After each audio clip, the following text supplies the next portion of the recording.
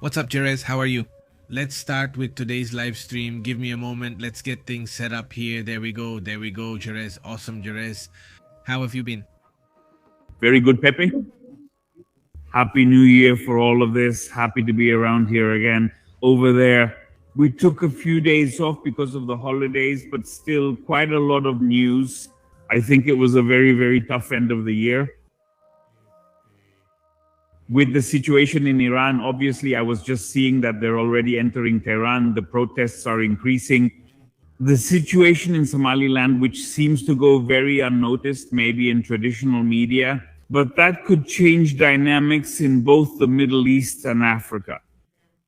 Well, it's been a pretty active end of the year. Not exactly, Jerez. I mean, well, we have for now, right now, Jerez. What's happening with Donald Trump, who basically issues an ultimatum telling the Iranians, if you attack or shoot at the protesting population, we will intervene and we will come in. And when you say by force, what's happening with that now? It's all just talk, whatever you want to call it, but who knows?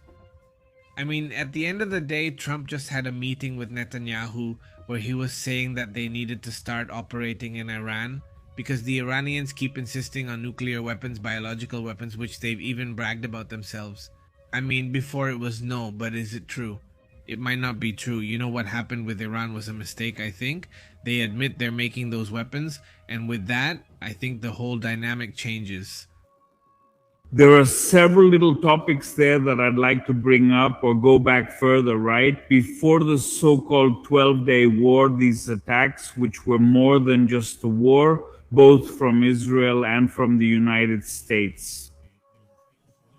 I don't know if you remember a message that Netanyahu sent to the Iranian people. A message where he was basically asking them to rebel and saying that Israel would support the people of Iran. And they still refer back to that historic moment of Cyrus the Great, this Persian king, who at the time freed the Jews from the Roman Empire. He takes these words and sends this message that they publish. In Iran, we're already talking about more than a year, basically, the Israeli presence. Now, not only with the issue of the protests, but also everything surrounding it. That's why what's happening in Somaliland is significant to me.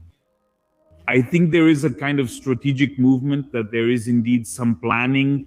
And even Donald Trump's own tweet today saying that if Iran represses its citizens, he will intervene. I think there is a more planned message here compared to other reactions we've seen, even different from the 12-day war itself. For me personally, and we discussed it here, it was a mistake on the part of the United States not to finish the job. Well, I think now they have many more elements of pressure, not just the traditional ones like sanctions or the economic crisis, which is another factor that can't be ignored. Why are these protests breaking out? Obviously, it's much easier for people to protest against a regime when you basically don't even have enough to eat and when things are getting more and more difficult. For them to have any chance at economic development. Now, if you add what's happening in Yemen with Saudi Arabia, the United Arab Emirates, if you add what's going on in Somaliland, which we have to remember is not a new issue, it's been happening since 1991, if I recall. For the first time, a state, Israel, is recognizing Somaliland. And there's also a comment that Netanyahu made recently, I think it was yesterday, during a meeting he had with evangelicals. He talked about how they are going to go to Africa to protect evangelical communities, to protect Christian communities against groups like Islamic State of Iraq and Syria and Boko Haram. I think they're already showing us what the factions will be and how they'll attack. Now, yes, is it really one of your priorities beyond the real ones and beyond the geopolitical or strategic issues or taking control of spheres of influence? But if you want to eliminate Hamas, Hezbollah, the Houthis, Boko Haram, even Islamic State of Iraq and Syria itself, Islamic State of Iraq and Syria and Boko Haram aren't closely tied to Iran, but there is some connection. Well, the main point you have to focus on, the one you have to eliminate first, is Iran, and here two possibilities open up. I think that's where intelligence will play a role in preparing those scenarios. and it's about what's next. If you eliminate a regime like that of the Ayatollah, you cut off the head of this 1,000-tentacled hydra. So will it be these groups like Hamas, like Hezbollah? Will it be easier to control them, or will it be more difficult? And I think that's the analysis that should be happening right now. And on the other hand, wait to see if it will be the population itself that ends up carrying out a kind of coup d'etat, so to speak. That would make the discourse and narrative much easier, especially for the United States, even more so when we've seen a Donald Trump. Even though it might not seem like it, many times he is very measured and very conservative when it comes to making decisions and acting quickly. Paradoxically, paradoxically, he seems like a totally impulsive character who is constantly trying to apply what he called maximum pressure on the regime of Iran when he came in. We have to remember that we mentioned here that of all the strategies, this was the one that seemed to work out best for him, because he wanted to put pressure on Mexico. And well, I mean, investments have continued to come in, the economy has remained stable, let's say, and he wanted to put pressure on Canada. Europe has also managed it more or less, but where he really put pressure was on Iran.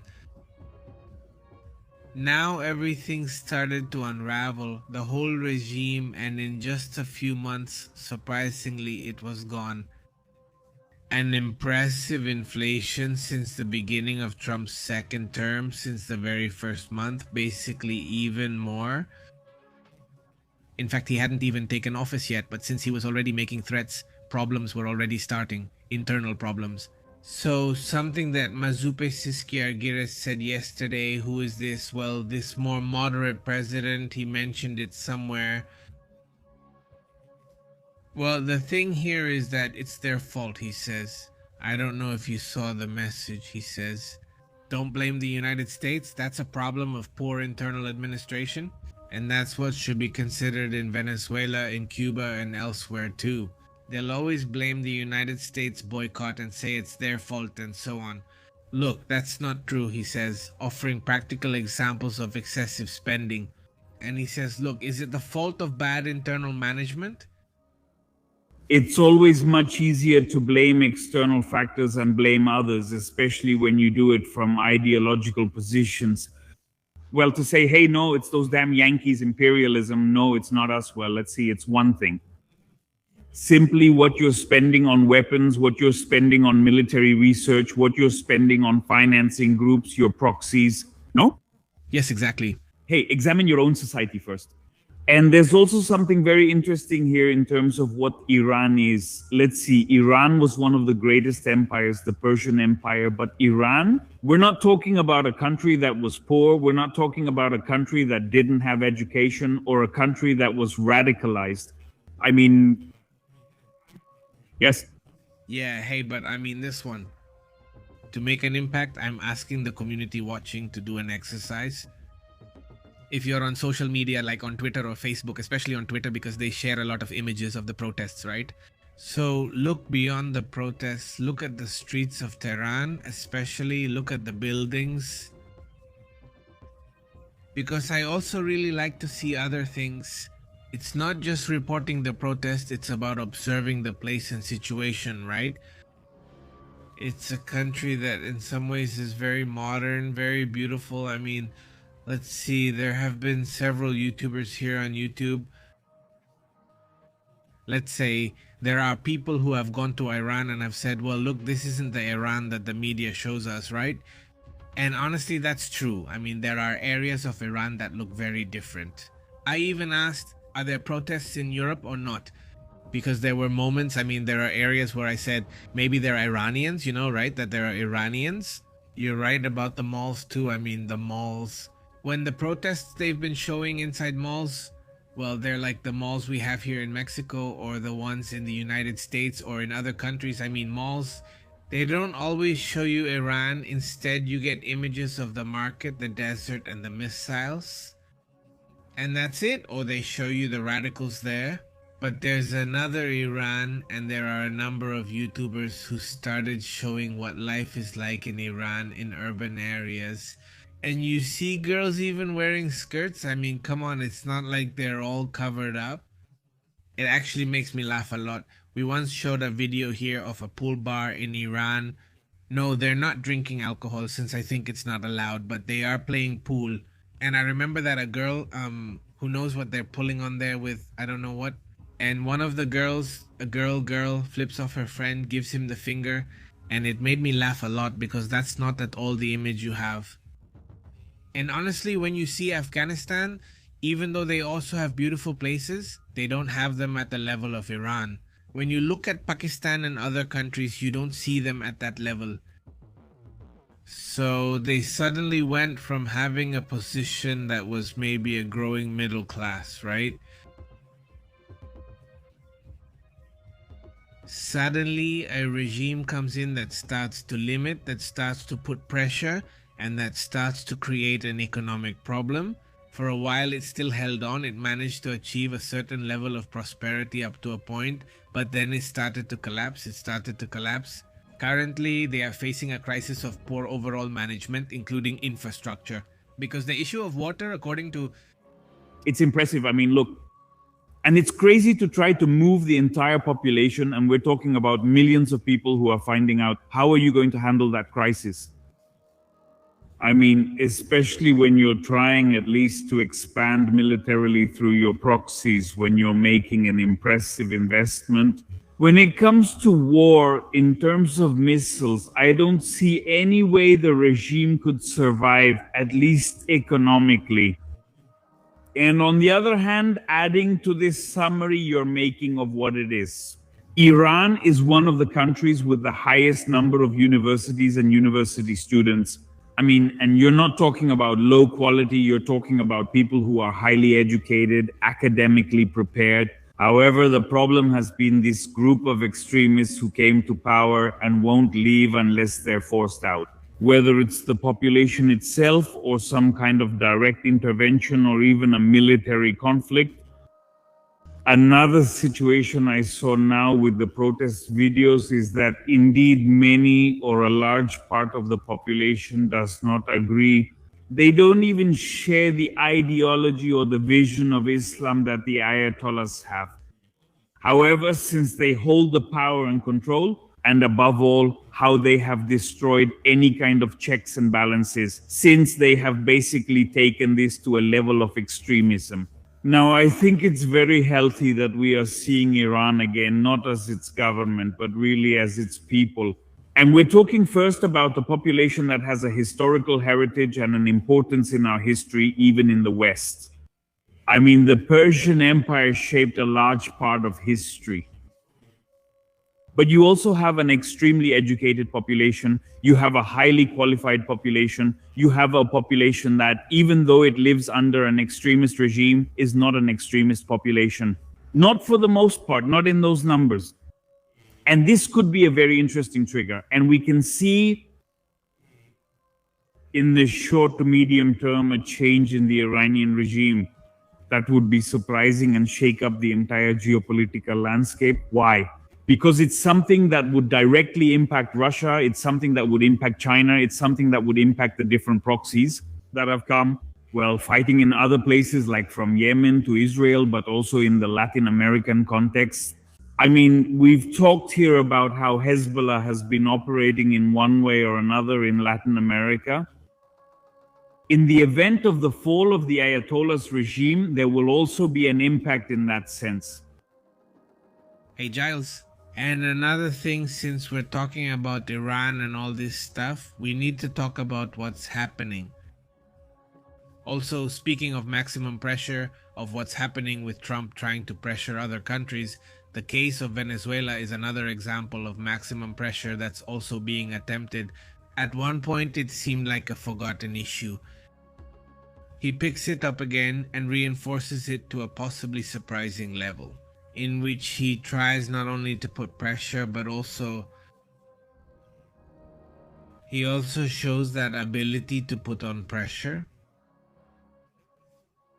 And at the same time, doing nothing and doing nothing, well, maybe if it's mocking, if it's a trick, if it's this, if it's that, that's fine. It's okay.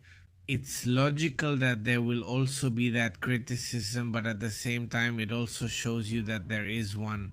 Despite how impulsive this character seems, apparently he also has that ability, and like you said at the beginning, not of the video, he also has this ability to be strategic.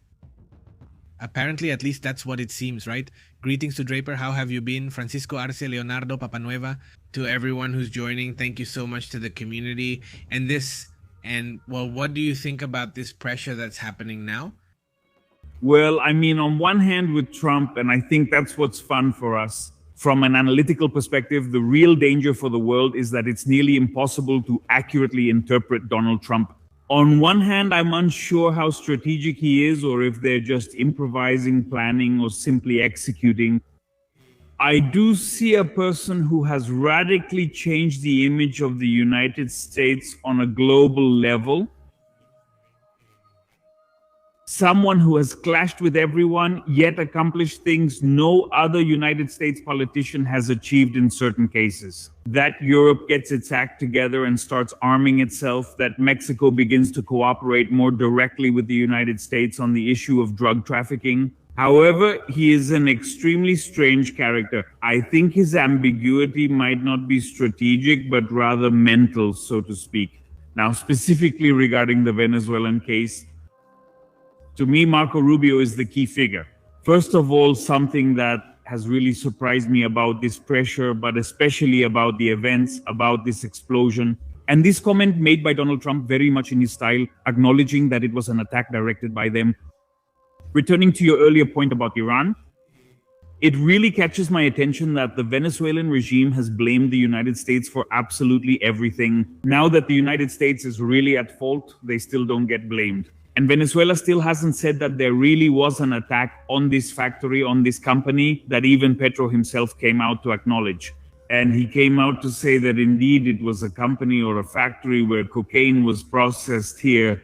Something that what I see as the real pressure that the United States is putting on. I don't mean to say that it's good, but the real pressure I'm seeing is that human rights and the rule of law don't matter when they're going after their objectives.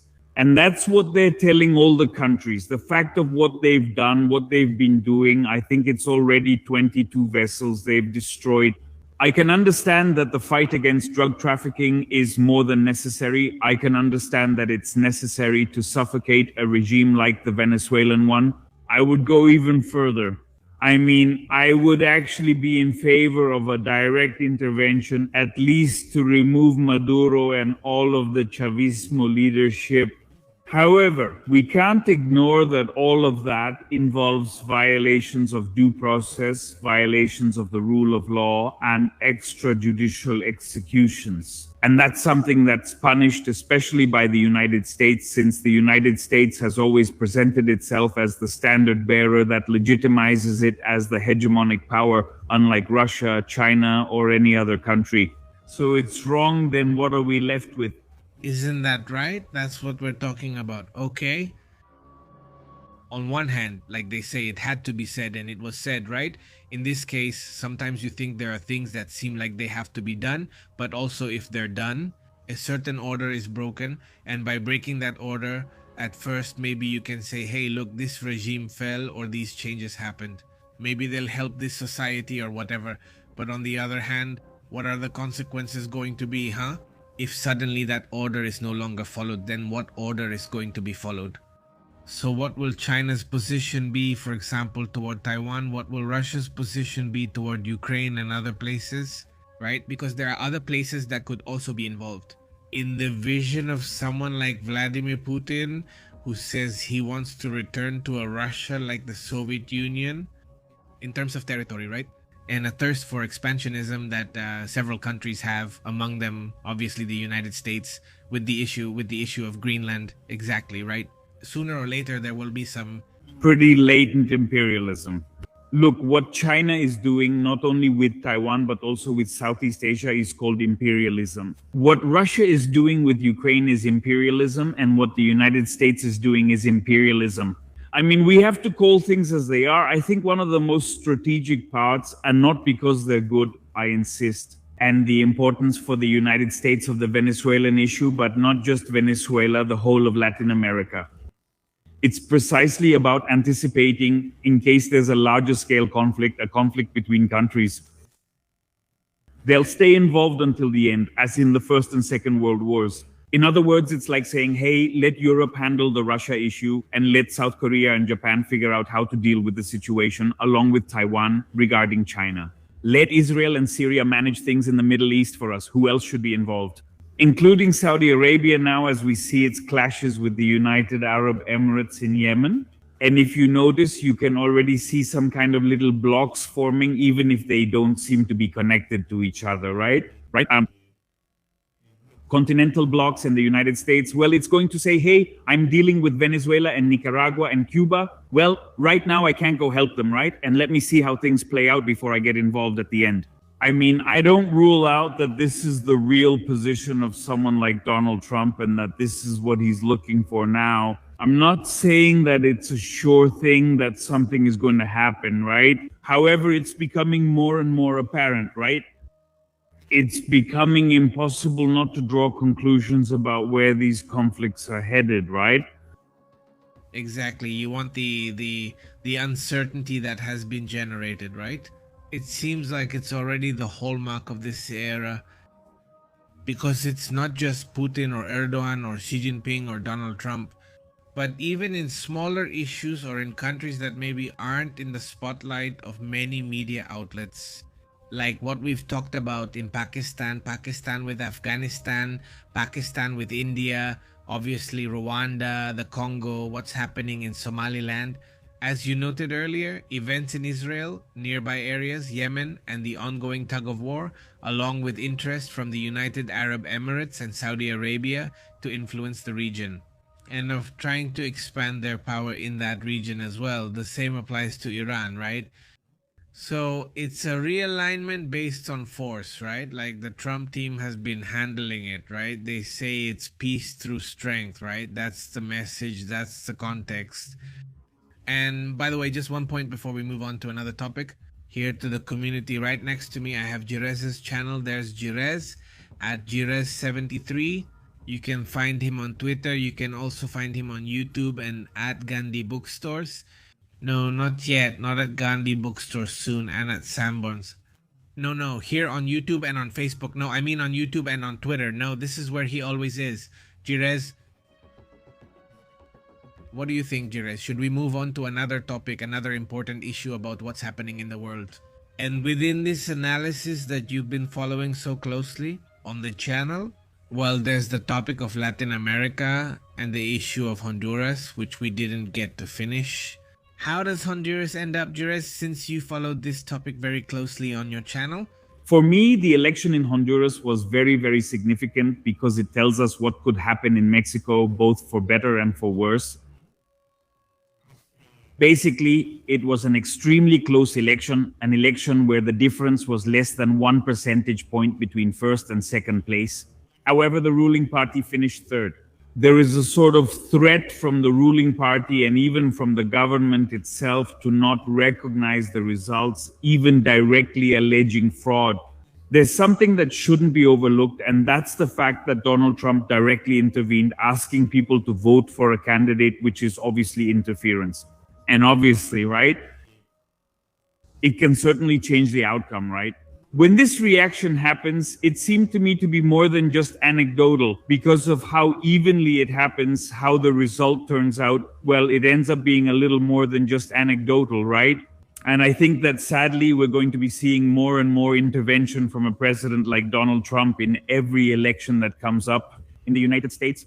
We'll see it now in Peru, we'll see it in Colombia, we'll see it in Brazil, where we already clearly know who he's going to support or who he's not going to support.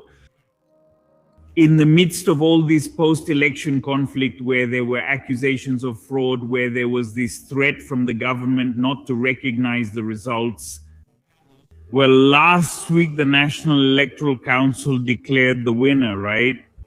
The candidate Asfura, who is backed by Donald Trump, right? A difference of less than 1, and a tug of war begins, a tug of war that still hasn't It hasn't ended yet, in the sense that the president of Congress just the other day, if I remember correctly, still made a comment kind of hinting that they weren't satisfied with the result. However, given the position taken by the government itself and even the losing candidate, Rick Simoncada, not in the sense of acknowledging the results, but rather of taking on the role of the opposition, well, this already lets us see that, yes, this transfer of power will be able to take place now in January. Do you think so? Do you think so? Do you really think Donald Trump influenced people's decision? Or that people, already had decided who was going to be the candidate? And in any case, also, what proposals does this candidate bring? Have you seen any proposals that are interesting for Honduras, Are we going to see a Honduras moving toward the style of El Salvador in terms of governing, A country with a firmer approach but also focused on the economy? Or what do you observe in this new candidate, the new president of that country? Yes, well, first of all, it doesn't influence people's decision. It might sound strange, but it does affect the result. What do I mean by this? 80% voted against the ruling party, and that can't be blamed on Donald Trump.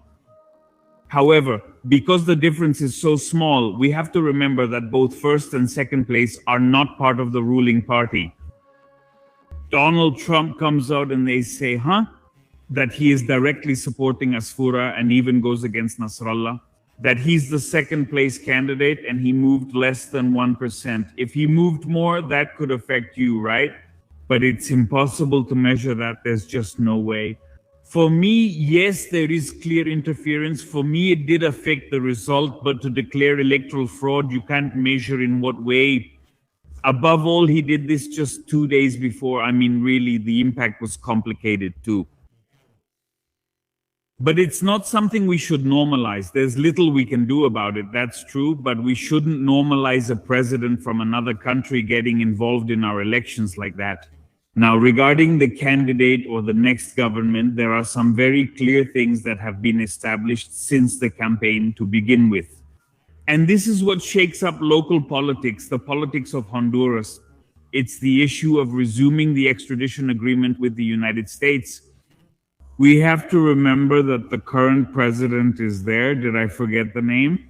Xiomara Castro breaks this extradition agreement with the United States. The policies on security and control change. We have to remember that she is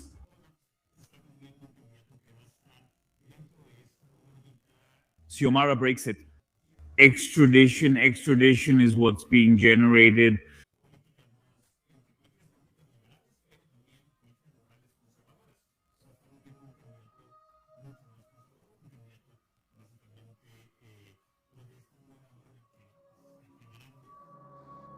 They're saying that relations with Venezuela will be broken, relations with Nicaragua will be broken, relations with Cuba will be broken. Cuba and Nicaragua will become more and more isolated. There are, I think, around 10 or 11 countries that are looking to remember that President Xiomara breaks with extradition, united with extradition.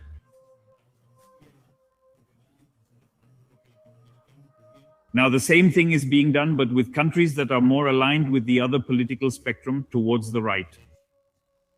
So hopefully civility will come to Honduras and that consensus can be reached, especially with the Liberal Party and the National Party, which are number 1 and number 2, because it really was very concerning what happened, how this post-electoral process developed.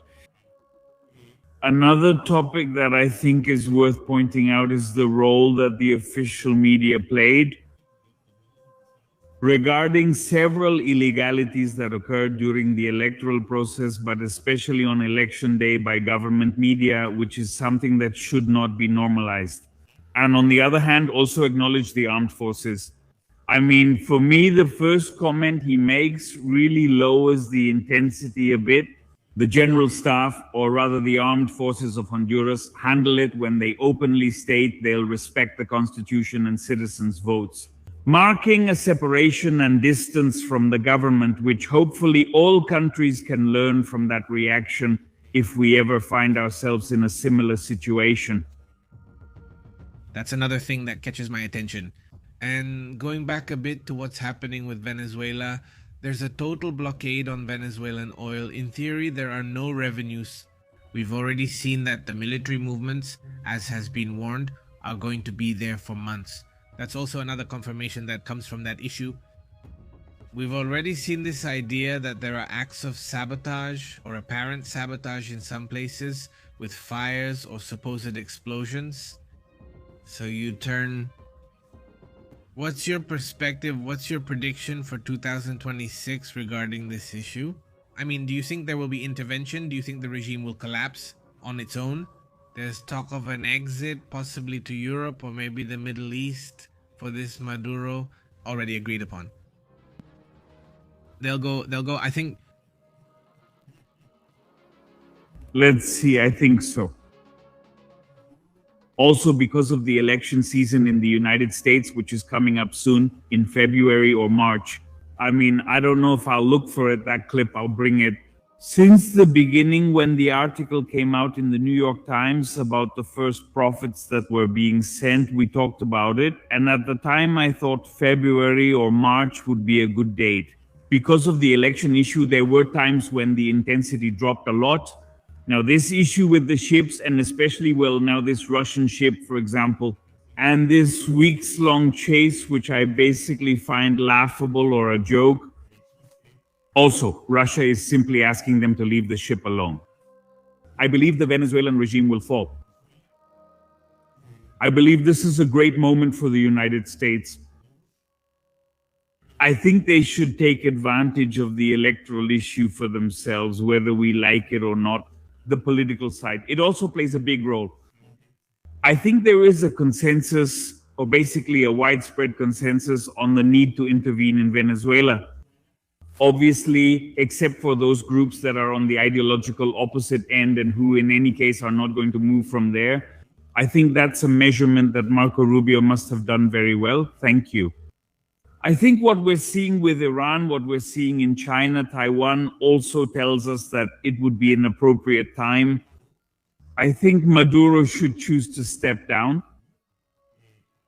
Do we know, or is there at least this rumor that Cuba won't let him? His only other option would be to leave feet first. There's a lot that's surely happening and that we still don't know about. Even though Donald Trump has a very, very long tongue, he almost trips over it. All the time it must be happening. There must be a lot of operations, a lot of activities going on. Not necessarily going to blow something up or set something on fire, but rather organizing to be able to take power when the time comes. I mean, I think this is already imminent. I've been seeing it, at least for the last few months. Sometimes we wish this could be immediate, that we could see it like in a movie and have it resolved in 15 minutes. But obviously, these are operations that take time and have a much longer duration. I would consider myself, at least from my point of view, maybe I'm very politicized, that they have to do it before the elections happen in Latin America. In Latin America, we have three important elections coming up: elections in Peru, elections in Colombia, and elections in Brazil. At this moment, Peru, with all its complications, is much more aligned with Donald Trump or with anti-Chavista projects. But Colombia and Brazil, in one way or another, do they have a closer relationship with Maduro and Venezuela? They don't justify everything or make great allies, but ideologically, they're on a similar spectrum. And in that sense, if really, and knowing Donald Trump, he is going to intervene in the elections, then I think the best way to intervene would be the overthrow of Nicolas Maduro before the elections in these three countries. Hey, Jerez, well, this is very interesting what you're saying. There's a bet on Polymarket that says before December 31st, but in 2026, not this year. 39% believe that Maduro would be out, but well, this can also change, just like the 20% on Polymarket. Do you think the Ayatollah's regime is going to fall? At least right now, even though it's gone up, it's been rising. That's something that catches my attention too. But Jerez, moving on to other matters. Well, it's the beginning of the year, and I would like to know your perspective on the challenges for 2026 from an economic point of view. Is the famous CIA bubble there? Supposedly, there are also these tremendous increases in gold and the weakness of the dollar. the excessive debt that the United States has, especially uncontrolled, because there can be very large debts, like in Japan. They've been well managed and controlled, unlike cases like the United States that got out of control. More and more, and causing more problems, is obviously the new geopolitical disorder, not the new world disorder, as some would say, but it is also a disorder that is, well, as you were saying just now, creating different blocks that are starting to form again. And here, whoever is smart about it might actually bring a positive change to their country. Those who aren't could also cause problems. Looking at a Denmark that totally distrusts the United States because they want Greenland, or at least that's what they say. Japan has heightened tensions with China to the maximum over the Taiwan issue, with the comments from the new Prime Minister Takahashi, quite a character, Takahashi Sanade, Takahashi, the new Prime Minister. This is also because she has just started, but the good thing about her, I mean how intense she is. We're going to get to know her this year, so that part will also be super interesting. A China that already wants to be recognized as one of the main, or even the main power in economic matters, and even in military matters. I mean, let's go. 2026 is going to have a lot of challenges. And let's not even mention the issue of drones, WAFs, the strange things that have been happening in that area, and also the matter of the 3 and Atlas, and about other discoveries that could happen with the huge amount of progress they're making, some of which are even disruptive. In health, this is very positive as it will lead to major cures. With things we already know, not even with new things, just with these advances that AIs are making, where if you know that this medicine turns out to also be good for these other things that nobody knew about, right? That kind of discovery is also going to bring about big changes in that sense. But anyway, what do you see for 2026, Jerez Bueno? I want to start by saying that I'm fascinated to be alive in this historical moment we're living in. I know it's a very turbulent time. I know it's a very complicated time, and that we're seeing two worlds at the same time, right? On one hand, the resurgence of religious extremism, the resurgence of collectivism, of statism, right? This, and I'll go back a bit to Leonardo's comment, greetings to him, by the way, is it dangerous? It's something I'm noticing basically in every country, an attack on freedom of expression and an effort to censor. All countries, all governments, according to their own interests. Don't you see this sad possibility of a global conflict, of an armed conflict that could escalate and basically depends on a mistake? And that this could go anywhere at any time. And on the other hand, we are witnessing a technological revolution that is impressive, that is wonderful, that opens up a world of possibilities for us. We are seeing more and more advances in science. We are seeing that the economy has also grown, and we have had a greater economic distribution. Now we complain about things we used to not even notice. There are many problems that are visible now and can already be solved. There are some very, very tragic issues like the cancer you were talking about a while ago, about some research here in Mexico, and about how, Well, there are these medical advances that would guarantee us a better quality of life, even a longer life expectancy. We have them now, These declassification projects, which beyond the internal struggles within governments, we see that it's a topic that is being taken more and more seriously, at least, and it's already happening, to the places where it really should be discussed, which are areas like the government, in the case of declassification, or in academic circles, and from experts like with Tres and Atlas, with Avila and everything that has happened around him, whether it's true or not, right? Controversial. I think that's the least important part, but those are the things that fascinate me. And that's the duality we find ourselves in. A part that I think concerns us as citizens, regardless, right, of where we live.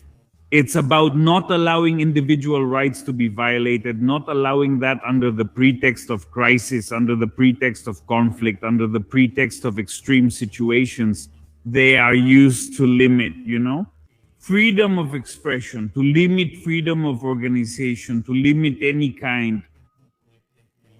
I think the real battle that we will have to fight and witness will be that of individuals, ours as people, defending the possibility to believe in whatever we want to believe, defending the possibility to express whatever we want to express against the governments.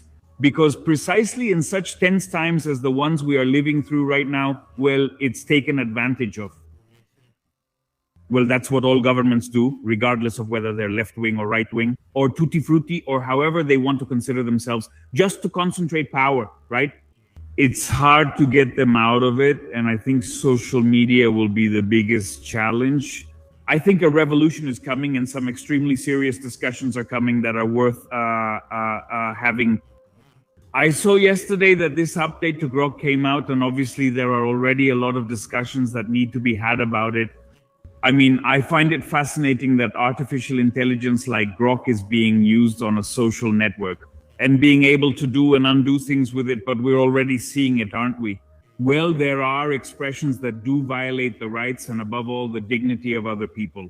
No, that's the problem right now, especially with women. Have you noticed it? Basically, they're asking the AI to undress a certain person who uploads a normal photo. Well, that's the kind of regulation we need to discuss, how far we're going to take it and how we're going to implement it. But be careful. Yes, freedom can be broken, but without going to the extreme of banning everything either, and we're experiencing this a lot in Mexico.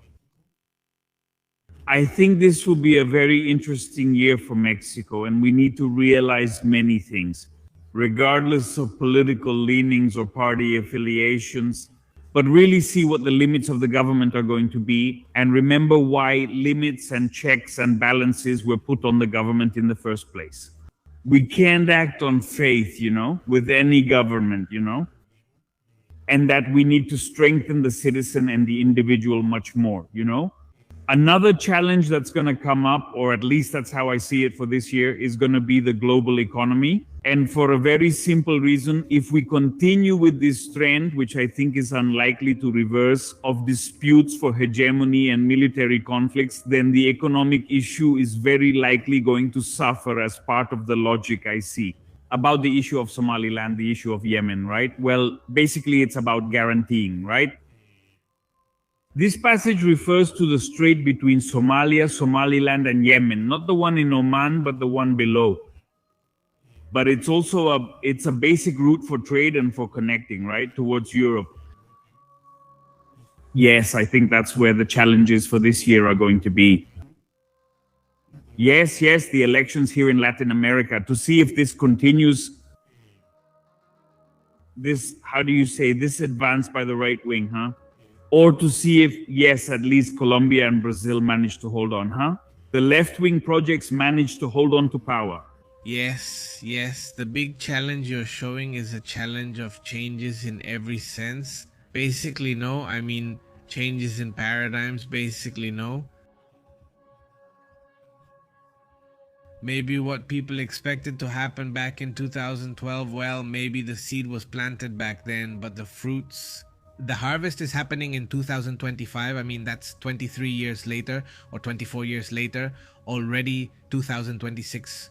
We're starting to see some of the fruits of what was talked about as a new era. And I don't know, well, thinking that all the technological stuff, all the nanobot stuff was talked about back then, right? Nanobots, and this was talked about as this awakening of opening up. Well, now it's here. Topics that had been hidden from the public for a long time, and now, well, they're not so hidden anymore. Even though there are still forces that want to stop it, cures are coming out. Cures, even prevention, like getting vaccinated, for example, against cancer. With the topic of the vaccine that Russia made, the one that National Autonomous University of Mexico is making right now, and the ones that other countries are making for different illnesses that have affected us for decades and decades. So yes, it's a year, like you said at the beginning of this comment, it's the best time to live, both for the good and the bad, because we are witnesses in such real time. And not just any story. Not exactly.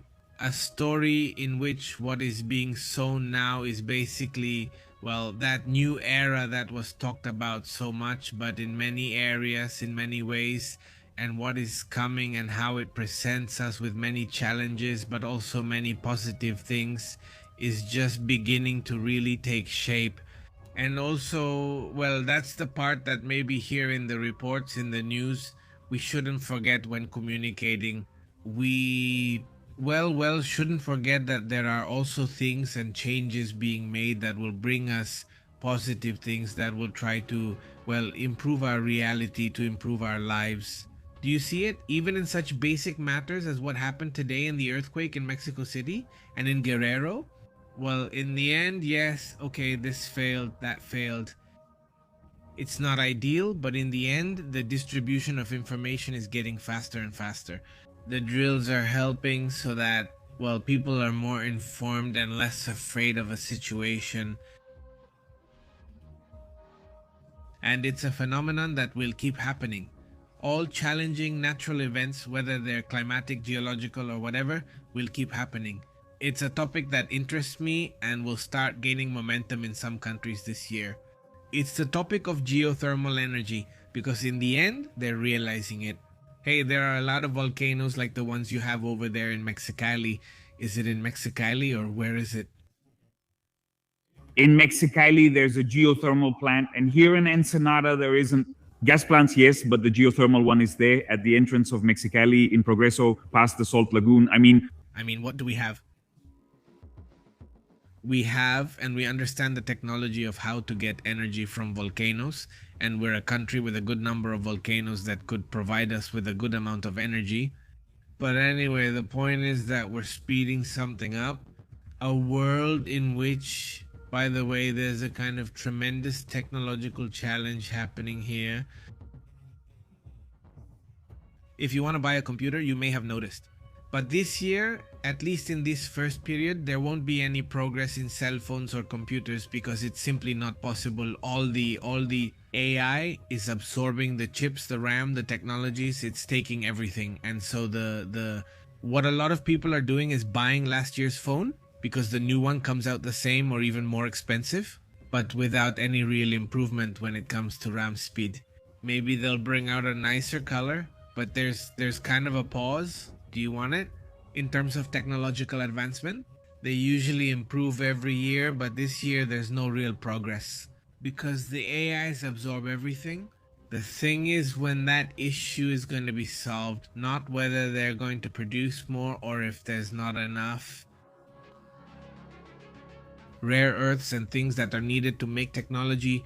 If all of them are going to be absorbed by the AIs, we're going to be kind of slow, like in a sort of mild depression in terms of technological growth from person to person. Let's not say it's because AIs are being developed, which, well, could also happen. There's one of those bubbles, but at the same time, we're living in a moment where it's already the reality of AIs and the reality of robots. Which also, well, the point here is, and we're already seeing this in these latest decisions, being loved by the AIs to protect people's jobs. Because look, one thing is really important, okay? Great ideas are useless if there aren't people to realize them. If the planet collapses, because that's what they've had to consider, and what happens if the planet collapses? So, well, I said, you know what? There wouldn't be AIs either. So, did they realize in time? I hope that if you develop AIs too much so that there aren't a lot of jobs, the collapse will be total. I mean, the domino effect is going to be so big that there won't be AIs or anything. I mean, why? But for me, that's exactly where the importance of everything we're experiencing lies, you know? We really need to restructure ourselves and break all the paradigms that define us right now. What do I mean by this? The work paradigm, how we understand work. Is it already exhausted with artificial intelligence, or should it be exhausted with artificial intelligence? I think this 2026 to focus on the year as a challenge, the big challenge beyond war, even beyond artificial intelligence. I would call it a philosophical challenge. In what sense? How are we going to rethink the new forms of social coexistence? How are we going to rethink economic theories? How are we going to rethink political theories to adapt them to the reality we have today? A reality of hyperconnectivity, a reality with artificial intelligence, a reality where we can already, right? accept the fact that we are not alone or the fact that there are intelligences greater than ours, a reality where access to technology is already widespread. We can't ignore the fact that right now the philosophical, political, and economic doctrines that still dominate us are doctrines from 300 years ago. Damn, we've obviously adapted them to our context and we've, right, tried to adjust them to our realities. However, they have nothing to do with our reality and above all with what we are projecting will be our reality. For me, the big challenge has to be a philosophical one, in that sense, a challenge to generate new ideological, political, and economic currents that I know they can truly address. So what are the needs right now going to be? And for me, the big issue is going to be how to generate efficiency. And one way or another, I don't think we can generate it by ourselves with just human capacity. And I think this is where these technological tools can create a completely different turning point. And they can take us there, you know? Well, to shine a light on alternatives and solutions that we haven't been able to achieve so far. At the same time, the fact that these new ideas or these new things are being created and generated, you know, paths of where to and how to get to those places. Well, there will be a natural resistance, and there will also be another clash, which will be a cultural clash, a political clash, and a social clash. Extremely interesting. Yes. Not because it's the biggest per se, but because in one way or another, it impacts all of us. Without a doubt, it's going to be work-related, but at the same time, I think that's where there are the most advances in how to solve it. For many years now, people have been talking about universal basic income and about transforming work into something that's 100% vocational, 100% creative. A few years ago, it seemed ridiculous to me, but today, with what we know, and above all, with the possibility of where artificial intelligence could go, understanding it only by its data processing capacity, without adding anything else, I think that's the great tool behind some of the many experiments, you know, that I have done simply for entertainment. Did you see that possibility with current technology, with the capabilities that intelligences have, you know? Artificial ones for now, not true intelligences, you know? And simply to have this data processing, what would happen if we could take it to a global scale? Not to be able to. We have to remember that the problem with our planet it's not the scarcity of resources, it's the inability to distribute or to optimize how they are distributed. In other words, being able to create distribution networks that guarantee better access. Well, this could allow us to break all the paradigms we know. And I don't think this is going to happen right away, but I do think at least the philosophical approach, the ideological approach, it should come out this year. It should at least start being worked on this year. And it should be one of the most recurring topics, not just the military aspect, not just the economic aspect, but to sit down again, to think and to completely rethink all the structures we currently live with.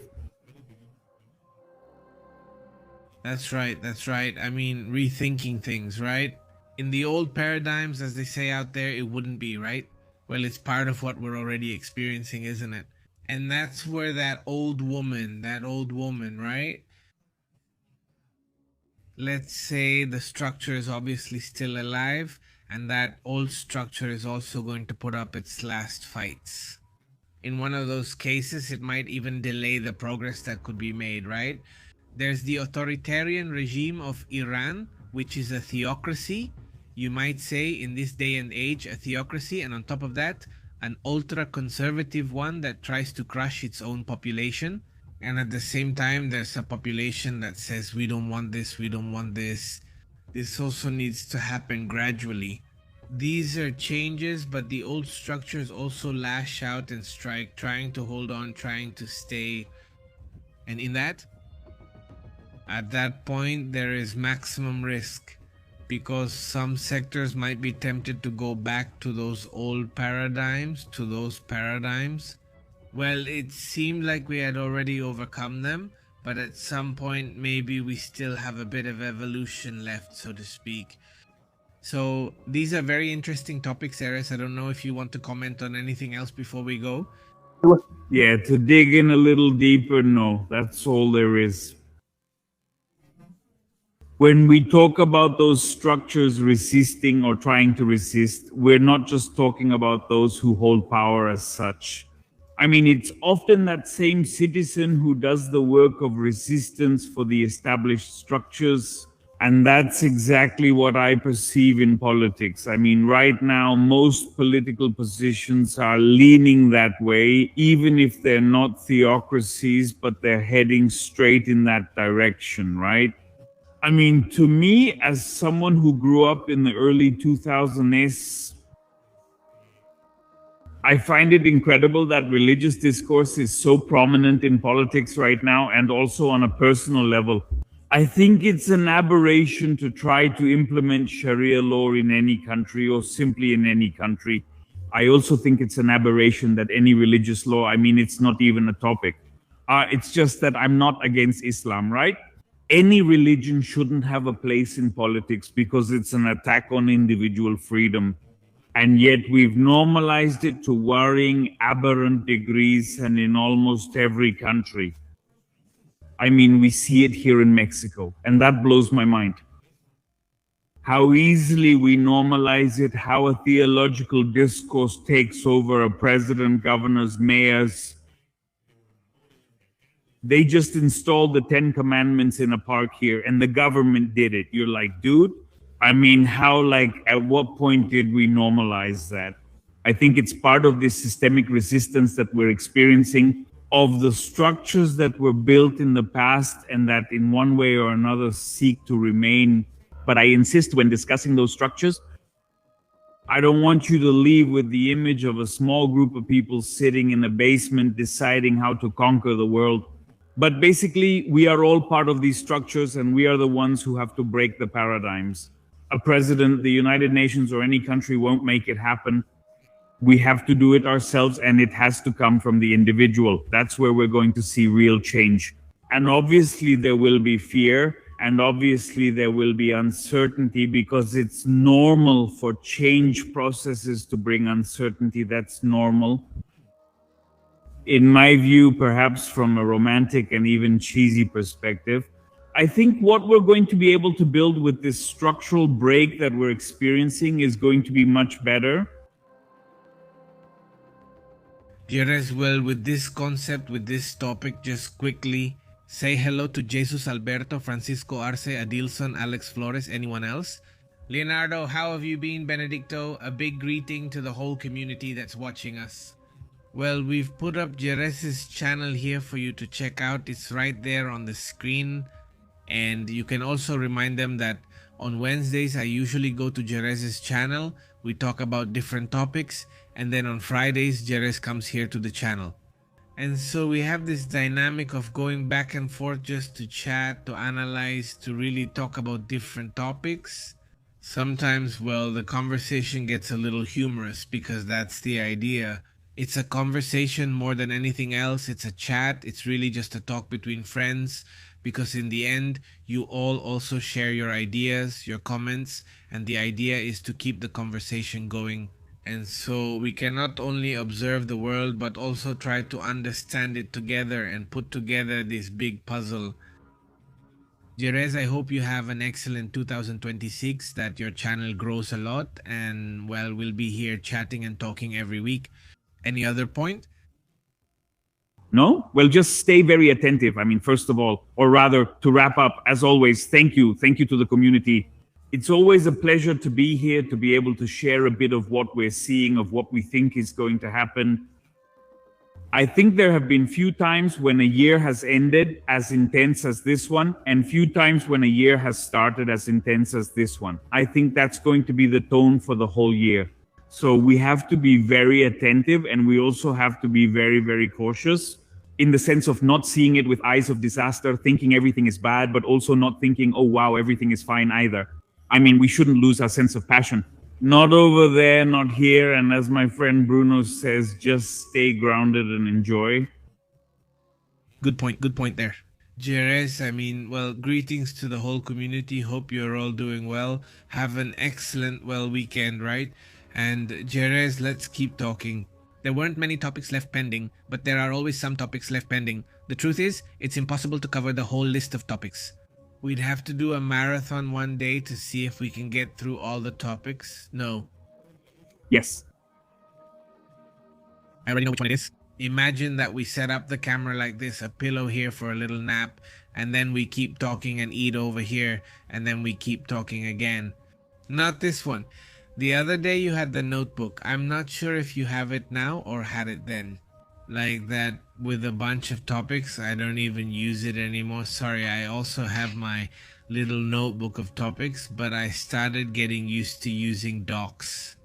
So I write everything down there, and I used to print it out, but my printer has been broken for a few months. And I mean, now planned obsolescence, I don't want it. No, I mean, I've refused to buy another one. I want to see if it can be repaired, because besides, it turned out to be really good. That printer, the cartridges are pretty affordable. And well, we've printed, honestly, thousands and thousands of pages because my kids use it, Street uses it, I use it, and it's awesome because it's so cheap. What's it called? We bought a box of paper, one of those big boxes of paper, and it's much more affordable. And I liked being able to print and make my notes on something in a nicer printed format. Unfortunately, right now, everything is by hand or in docs, not printed, but well, we'll see what we do about that, okay? Jines, huge thanks to the whole community. Thank you so much. The first one of the year, by the way. The one of the year already. Hey, well, it's only January 2nd, and no, I'm really happy with all this welcome to start the year with everything. It's always a good excuse, whether it's the 1st or 2nd of January, to set goals and go after them with the right attitude and all the optimism. No. That's right, that's correct, awesome.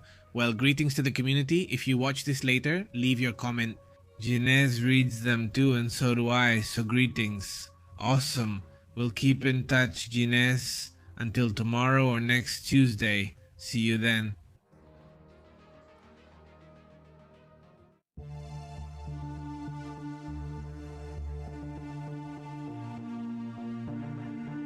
We interrupt your programming. Thanks for tuning in to The Truth. This is PP Live. The truth is intense, pure. The unusual is real, pure. We analyze it here, global focus. Don't miss out. Connect to the PP and Vivo channel. Controlling the signal, Pepe and Astrid telling it like it is. Raw journalism, respect is shown here. Turn on alerts, stay updated until next time. Yes, sir. We're taking attendance. Subscribe.